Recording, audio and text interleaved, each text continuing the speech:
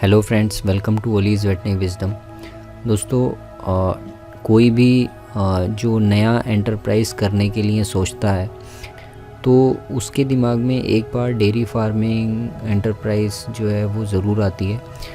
लेकिन क्योंकि हर बिज़नेस के कुछ नॉलेज होना चाहिए अगर आप उसमें जाना चाहते हैं, तो डेयरी फार्मिंग के लिए क्या ज़रूरी बातें होती हैं और एक किसान के मन में या जो नया एंटरप्रेन्योर है उसके मन में क्या क्या सवाल आते हैं, उनमें से 5 जो फ्रीक्वेंटली आस्क्ड क्वेश्चंस होते हैं उन्हें मैंने यहाँ पर इस वीडियो में बताने की कोशिश की है। तो डेयरी फार्मिंग कंसल्टेंसी में जो मुझे अक्सर सवाल सुनने को मिलते हैं और उनका मैं जवाब देता हूँ, तो उसे मैंने यहाँ पर बताया है। तो आइए शुरू करते हैं। सबसे पहला सवाल जो होता है वो ये होता है कि क्या ये बिज़नेस प्रॉफिटेबल है। देखिए, इसका जो जवाब है अगर एक शब्द में कहूँ तो यस, उसकी वजह भी है, लेकिन इसके साथ कुछ कंडीशंस हैं। अगर वो कंडीशंस पूरी होती हैं तो ये आपका जो बिज़नेस है ये बहुत प्रॉफिटेबल बिज़नेस है। और कोई भी चीज़ प्रॉफिटेबल हो सकती है अगर उसकी जो कॉस्ट ऑफ प्रोडक्शन है, जिस कॉस्ट में वो प्रोड्यूस हो रहा है, वो अगर सेलिंग प्राइस से कम है तो आपका वो बिज़नेस ज़रूर प्रॉफिटेबल होता है। और आप खुद सोच सकते हैं कि अगर कोई चीज़ जिसकी इतनी ज़्यादा डिमांड है, जो प्रोडक्ट इतना वॉलेटाइल है कि लोगों की सुबह की शुरुआत उसके बिना नहीं होती है, बच्चे दूध पी के स्कूल जाते हैं, लोग बटर खाते हैं और दही खाते हैं और चाय पीते हैं, तो वो सब दूध के बिना पॉसिबल नहीं है। तो कोई चीज़ जिसकी इतनी ज़्यादा डिमांड है, जिसका इतना ज़्यादा सर्कुलेशन है, तो वो वाला बिज़नेस लॉस मेकिंग कैसे हो सकता है। उसे आप का जो मिसमैनेजमेंट है, जो मिसमैनेजमेंट ऑफ रिसोर्सेज है और उसके बारे में नॉलेज ना होना ही उसे लॉस मेकिंग बनाता है।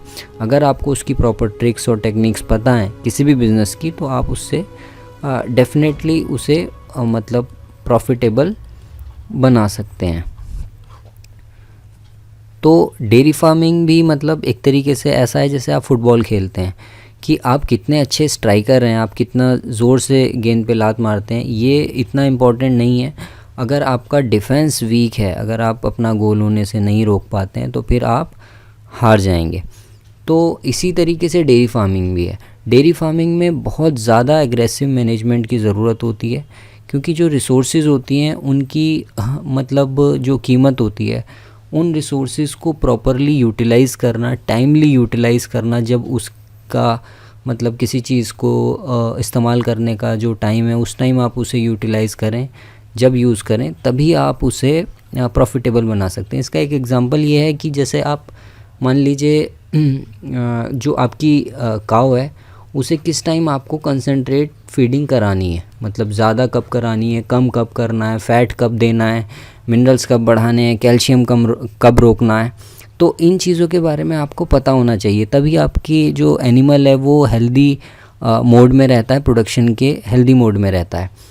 और इस बात की बहुत इम्पोर्टेंस है कि आपकी गाय की नीड क्या है, बजाय इसके कि आप उसे क्या ऑफ़र कर रहे हैं, आपके पास उसे देने के लिए क्या है। आपको ये पता होना चाहिए कि आपकी गाय को इस टाइम किस चीज़ की रिक्वायरमेंट है। लास्ट के पीरियड में जैसे लोग क्या करते हैं, जब प्रेगनेंसी का लास्ट चल रहा होता है उस टाइम कैल्शियम की फीडिंग करने लगते हैं, हाई पोटेशियम डाइट देने लगते हैं, हाई सोडियम डाइट देने लगते हैं। तो उससे क्या होता है कि वो जो गाय है उसके मिल्क फीवर में आने के चांसेस बढ़ जाते हैं। तो ये एक एग्जांपल है। इसी तरीके से कई सारी प्रॉब्लम्स होती हैं जो नॉलेज ना होने की वजह से लोग अपना ही नुकसान कर बैठते हैं। तो कुछ लोग हैं जो मैं जानता भी हूँ, हम देखते भी हैं आमतौर पे, लाखों करोड़ों रुपया डेयरी फार्मिंग में लगा देते हैं, लेकिन बिल्कुल बुरी तरीके से वो उसमें फ़ेल हो जाते हैं। वहीं दूसरी तरफ कुछ लोग ऐसे होते हैं जिनके पास मुट्ठी भर रिसोर्सेज होती हैं, ज़्यादा उनके पास लगाने को कुछ नहीं होता है और एक सक्सेसफुल एंटरप्राइज रन करते हैं, उसे एक्सपेंड भी करते हैं। तो क्रक्स ये है कि efficient management of the available resources, जो आपके पास रिसोर्सेज अवेलेबल हैं, जो लैंड है, जो एनिमल्स हैं और जो मनी है आपके पास इन्वेस्ट करने के लिए, उसे कितनी अच्छे से आप मैनेज करते हैं, तो वही सक्सेसफुल डेयरी फार्मिंग का एक बुनियाद बनती है, एक फाउंडेशन बनती है। तो ये इन कंडीशंस के साथ ये बिज़नेस बहुत ज़्यादा प्रॉफिटेबल है।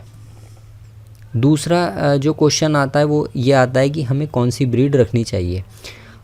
इसका यहाँ पर मैं कमर्शियल जो डेयरी ब्रीड्स हैं काऊ की उसके बारे में मैं बताऊँगा, क्योंकि जो देसी काउज़ का को हम रखते हैं वो कोई मतलब एज सच बिज़नेस मॉडल तो नहीं बनता है, क्योंकि दूध का क्या है कि दूध की एक नॉर्मल सप्लाई चेन है। उस सप्लाई चेन में दूध फार्मर से आता है और वो फिर डेयरीज़ में चला जाता है, फिर वो उन तक पहुंचता है जिन्हें उस दूध की ज़रूरत है। तो आप अपने एंड कस्टमर को जानते नहीं हैं उस सप्लाई चेन में। जो फार्मर होता है वो अपने एंड कस्टमर को नहीं जानता है। रिटेल अगर आप कर रहे हैं तो वो बात अलग है। और लगभग 70 से 80% जो हमारी मिल्क सप्लाई है वो कोऑपरेटिव्स के थ्रू मूव करती है।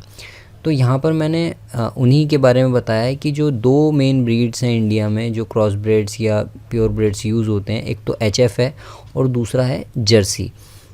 क्योंकि ज़्यादातर लोग एचएफ को रखते हैं, उसे रखना पसंद करते हैं because of its high milk production. उसका जो दूध उत्पादन करने की क्षमता है वो बहुत ज़्यादा होती है और इसमें कोई शक नहीं है कि जो एचएफ होते हैं वो एक्सट्रीमली हाई यील्डर्स होते हैं। लेकिन आज के टाइम में, आज के ज़माने में जो रीसेंट ट्रेंड चला है वो जर्सी काऊ का चला है। जर्सी काफ़ी पॉपुलर हो गई है अब जो गाय है, और इसकी वजह यह है कि इसमें जो मैनेजमेंट की जो नीड्स हैं वो कम होती हैं। फ़ैट ज़्यादा रहता है इसके दूध में, कंपैरेटिवली एचएफ से ज़्यादा फ़ैट रहता है। मेंटेनेंस इसकी कम रहती है जो इस एचएफ के मुकाबले, और प्रोडक्शन लगभग कंपेरेबल ही है एचएफ जितना करती है। तो ये सब पैरामीटर अगर हम एचएफ के मुकाबले में देखें तो जर्सी में अच्छे देखने को मिलते हैं। तो अगर आप नए फार्मर हैं तो आप अपनी जो स्टार्ट है वो जर्सी से कर सकते हैं। आपको जर्सी काऊ लेनी चाहिए शुरू में। उसके बाद आप एचएफ को भी अपने हर्ड में इंट्रोड्यूस कर सकते हैं और उसके साथ फिर उसी तरीके से सारे मैनेजमेंट के वो होते हैं जैसे नॉर्मल डेयरी फार्म्स में रहते हैं। तो शुरुआत जर्सी से कीजिए, कुछ जर्सी काउज़ रखिए, फिर धीरे धीरे आप एचएफ लेके आ जाइए। क्योंकि एचएफ की जो हाई यील्डिंग एचएफ्स होती हैं, होल्स्टीन फ्रीजियन काउज़ होती हैं, वो मतलब ऐसा है उन्हें पालना जैसे आप हाथ ही रख रहे हैं। उनकी न्यूट्रिशन रिक्वायरमेंट, उनकी मैनेजमेंट रिक्वायरमेंट बहुत ज़्यादा हाई होती हैं। और उसी एक्सट्रीमली हाई न्यूट्रिएंट रिक्वायरमेंट की वजह से अगर कोई भी मिसमैनेजमेंट होता है, मतलब उनकी प्री या पोस्ट पार्टम जो ट्रांजिशन पीरियड होता है, जिस टाइम बच्चा पैदा हो रहा होता है उससे पहले और बाद में अगर कोई भी दिक्कत या मिसमैनेजमेंट आप करते हैं न्यूट्रिशनल लेवल पर या मैनेजमेंटल लेवल पर, वेदर एनवायरनमेंट किसी भी उससे, तो कई सारी दिक्कतें खड़ी हो जाती हैं एनिमल में, और एनिमल वो प्रोडक्शन करने के बजाय रिडंडेंट हो जाता है, मतलब वो उस प्रोडक्शन कैपेसिटी में नहीं रह पाता है। तो एचएफ को पालने के लिए बहुत ज़्यादा मतलब एक अच्छा खासा एक्सपीरियंस चाहिए आपको। तो और लेकिन जो जर्सी है उसके अंदर इतने उसकी ज़रूरत नहीं है एक्सपीरियंस की। तो इस वजह से जर्सी आप रखें, फिर धीरे धीरे एचएफ को इंट्रोड्यूस कर दें। अगर आप बफलोज़ रखना चाहते हैं तो कई सारी बफलोज़ हैं, जैसे मुर्रा है, नीली रावी है जिसे पंचकल्याणी भी कहते हैं, तराई है, बन्नी है। तो ये वाली जो भैंसें हैं ये अच्छा प्रोड्यूस करती हैं। शुरुआत मुर्रा से की जानी चाहिए ये, क्योंकि ये बेस्ट चॉइस है कोई भी फार्म स्टार्ट करने के लिए। हार्डी एनिमल है, प्रोडक्शन ज़्यादा रहता है, फ़ैट भी ठीक ठाक रहता है और रिप्रोडक्टिव प्रॉब्लम्स कम रहती हैं। तो डेयरी फार्म के लिए मुर्रा सही रहती है। लेकिन क्योंकि इसकी डिमांड बहुत ज़्यादा है तो मुर्रा की जो ब्रीड की बफलोज़ हैं इनके प्राइसेस अननेसेसरली बहुत हाई हो गए हैं। मतलब इतना एनिमल वर्थ नहीं करता है जितना उसकी प्राइस को डिमांड किया जाता है। तो बहुत ज़्यादा महंगे एनिमल, एक्सपेंसिव एनिमल लेने की ज़रूरत नहीं है। मॉडरेट प्रोडक्शन वाले जो मतलब 12 से 15 लीटर का दूध अगर देने वाला एनिमल है तो वो आप लें और बहुत ज़्यादा उस पर पैसा ना खर्च करें। तो 50 से 70 हज़ार रुपये जैसे कि जो एनिमल आते हैं वो ही मतलब ठीक रहते हैं। क्योंकि अगर वो बाहर 12 लीटर प्रोड्यूस कर रहा है तो 30% तक का उसमें इम्प्रूवमेंट पॉसिबल रहता है एनिमल में, मतलब ओवरऑल मैनेजमेंट से। अगर आप अच्छा मैनेजमेंट, न्यूट्रिशन, फीडिंग वगैरह करेंगे तो इसमें और 30% आप जोड़ सकते हैं, मतलब अपने अगर उसे लेके आते हैं। ऐसा नहीं है कि वो 12 लीटर दूध दे रहा है और आपके यहाँ आके वो 15 लीटर देने लगेगा, आप अच्छा न्यूट्रिशन कर देंगे, लेकिन उसके अंदर पॉसिबल रहेगा पॉसिबिलिटी रहेगी कि जब वो दोबारा प्रेग्नेंट होगा, उसकी ट्रांजिशन पीरियड में हम अच्छी फीडिंग करेंगे और उसका बॉडी स्कोर अच्छा करेंगे, तो उसके बाद वो एनिमल मतलब इतना उसे इम्प्रूव किया जा सकता है। तो बहुत ज़्यादा महंगे एनिमल ना लें शुरू में, और मॉडरेट जो एनिमल होते हैं, मॉडरेट प्राइस और मॉडरेट प्रोडक्शन वाले, उन्हीं को ही लेकर डेयरी फार्म की शुरुआत करें। वो आप पे डिपेंड करेगा कि आप 2 लें, 5 लें, या जितना भी आपकी कैपेसिटी है। अच्छा, फिर क्वेश्चन आता है कि क्या दोनों काउस को और बफलोज़ को साथ रख सकते हैं? इसका भी जो जवाब है वो वैसे तो येस है, लेकिन ये डिपेंड करता है कि जो डिमांड है आपके एरिया में वो कैसी है। शुरू में तो मेरा मतलब सजेशन यही है कि दोनों आप रखें साथ में, तो वो ज़्यादा अच्छा रहता है, क्योंकि जो बफलोज़ होती हैं उनमें फ़ैट एसएनएफ अच्छा रहता है, काउस के अंदर वॉल्यूम मिल्क का अच्छा रहता है, तो दोनों साथ रखना ठीक रहता है। लेकिन ज़्यादा ये डिपेंड करेगा कि आपकी लोकल डिमांड क्या है, आपके मतलब जो जहाँ पे आप दूध बेचने वाले हैं। तो अगर आपको जो दूध बेचना है वो डेयरीज़ को बेचना है, कोऑपरेटिव्स को बेचना है, तो और क्योंकि कोऑपरेटिव क्या करते हैं, वो फ़ैट और एसएनएफ देखते हैं, तो इम्पॉर्टेंट ये हो जाता है कि आप काउस को कम रखें और बफलोज़ को अपने फार्म में ज़्यादा रखें, क्योंकि वो वॉल्यूम पे इतना ध्यान नहीं देते हैं जितना उनका ध्यान रहता है फ़ैट पर और एसएनएफ पर। तो उस कंडीशन में आप काउस को कम रखें और बफलोज़ को ज़्यादा रखें। लेकिन अगर आप रिटेल करने वाले हैं अपना दूध, मतलब आपको डायरेक्टली कस्टमर्स को बेचना है, और आपका कस्टमर इस बात से भी कोई उसे फ़र्क नहीं पड़ता है कि आप काऊ का बफलो का मिल्क मिला के दे रहे हैं, मतलब आधा आधा, तो आधी आप काउज़ रखिए और आधी बफलोज़ रखिए। इससे क्या होगा कि जो मिल्क का वॉल्यूम भी बना रहेगा आपका, और फैट और एसएनएफ भी उसमें मॉडरेट रहेंगे। मतलब जो दूध का गाढ़ापन है वो मतलब कंज्यूमर के एक्सेप्टेंस पर मतलब उसका एक्सेप्टेंस सही रहेगा, मॉडरेट रहेगा। तो ऐसी वाली कंडीशन में आपका बिज़नेस जो है वो अच्छी तरीके से चलेगा। लेकिन आजकल एक ट्रेंड चल गया है अर्बन डेयरीज़ का, कि मतलब जो शहर के आसपास जो डेयरीज़ होने लगी हैं उनके अंदर आप मतलब वहाँ, तो इन डेयरीज़ में क्या होता है, काऊ मिल्क की डिमांड बहुत ज़्यादा रहती है। तो ऐसी जगहों में काउज़ ही रखी जाती हैं। कई बार देसी काऊ के मिल्क की डिमांड होती है तो देसी काउज़ रखी जाती हैं। तो जो भी है, तो ऐसे फार्म्स में बफेलो को ना ही रखा जाए, क्योंकि उससे ब्रांड वैल्यू इफ़ेक्ट होती है। ब्रांड वैल्यू का मतलब ये है कि उन लोगों को ये लगने लगेगा कि हो सकता है बफेलो का मिल्क भी इसमें मिला के बेचते हों। तो जहाँ पे जैसी रिक्वायरमेंट है उस हिसाब से ही एनिमल्स आपको लाने चाहिए और अपना मतलब उसे बढ़ाना चाहिए। अच्छा, लोग एक सवाल और करते हैं कि मेरे पास इतनी इतनी लैंड है, क्या इसमें मैं कितने एनिमल्स रख सकता हूँ। देखिए, हाउसिंग के लिए ना, जहाँ पे आपको एनिमल्स को रखना है उसके लिए 2 से 3 स्क्वायर मीटर एक एनिमल को क्लोज स्पेस और 4 से 6 मीटर स्क्वायर ओपन पैडक मतलब सफिशेंट रहता है। इससे भी कम में ही हो जाता है कई बार काम, लेकिन इतना हम मान के चलते हैं कि इतना उसकी हाउसिंग के लिए काफ़ी है। लेकिन कई बार क्या होता है कि फॉडर कल्टीवेशन नहीं होता है लोगों के पास, उसकी लैंड नहीं होती है। 10 काऊ के लिए लगभग 1 हेक्टेयर लैंड चाहिए आपको फॉडर कल्टीवेशन के लिए, क्योंकि अगर आप अपना मतलब फॉडर नहीं लेंगे और फॉडर बाहर से लेंगे तो आपको बहुत मतलब मुश्किल हो जाएगा डेयरी फार्म को चलाना। तो अपनी लैंड और डेयरी फार्म के पास में उस लैंड का होना, ये डेयरी एंटरप्राइज की प्रॉफिटेबिलिटी के लिए एक बहुत ज़्यादा मतलब इम्पॉर्टेंट फैक्टर है, लैंड का होना। तो 10 काऊ पर 1 हेक्टेयर लैंड की लगभग रिक्वायरमेंट रहती है।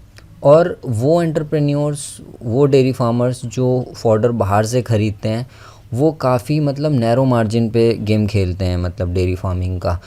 और कोई भी माइनर्स जो एडवर्स कंडीशन होती है वो एनिमल्स को या पूरी एंटरप्राइज को लॉसेस में भेज देती है, मतलब उससे लॉस होने लगता है। उसकी वजह क्या होती है, क्योंकि उनका जो फॉडर आ रहा है, क्योंकि अगर एक एनिमल 30 किलो फॉडर खा रहा है, आपके पास 10 एनिमल हैं, तो 300 किलो का उसका फॉडर हो गया। अगर आप मान लीजिए इसे 4 रुपये केजी या 3 रुपये केजी में ख़रीद रहे हैं तो 900 रुपये का तो खाली फॉडर ही हो गया है आपका।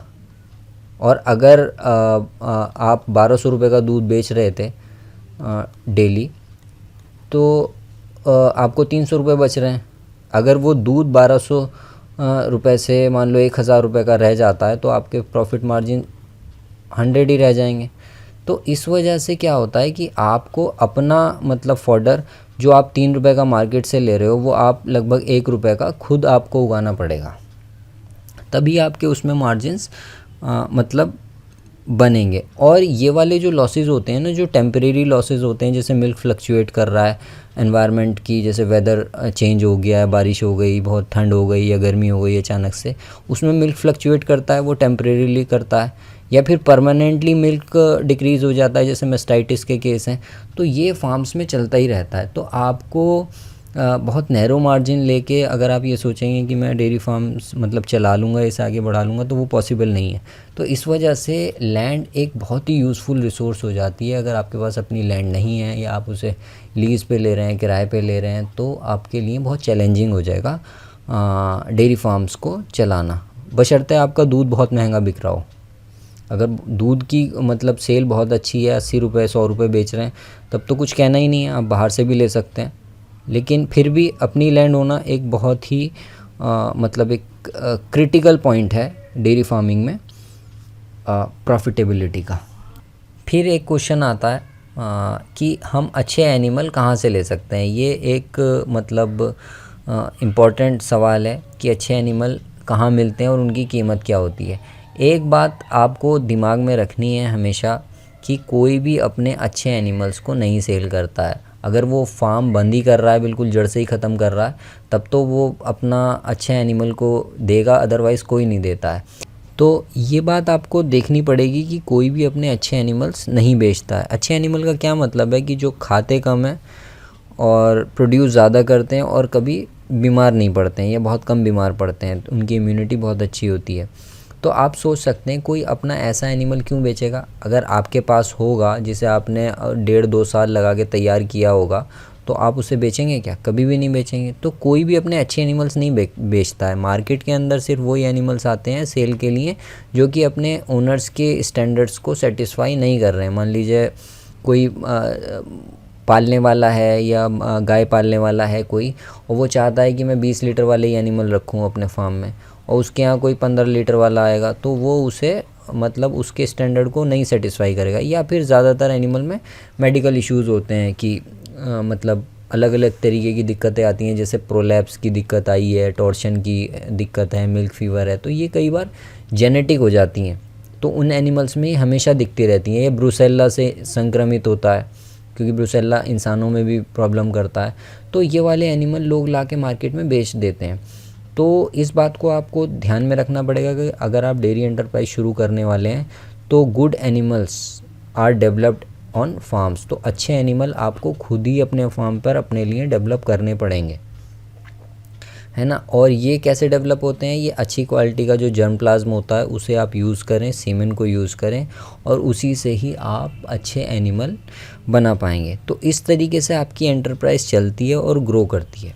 इसी तरीके के और भी क्वेश्चंस होते हैं, मतलब सैकड़ों क्वेश्चन होते हैं, सबके अलग अलग मतलब उनके पास प्रॉब्लम्स होती हैं, तो लोग पूछते रहते हैं। लेकिन ये जो क्वेश्चंस हैं ये मेन हैं, मतलब ये आपको डिसीजन लेना। बाकी कंसल्टेशन अगर आप प्रॉपर लेना चाहते हैं तो उसका प्रोसीजर यहाँ नीचे एक लिंक दिया गया है, उस लिंक पे क्लिक कीजिए, आपको एक वेब पेज खुलेगा, वहाँ पढ़ लीजिए। तो उसका डिस्क्रिप्शन दिया गया है, और उसके बाद आप इस नंबर पर व्हाट्सएप कर सकते हैं कंसल्टेशन के लिए। Thank you for watching this video.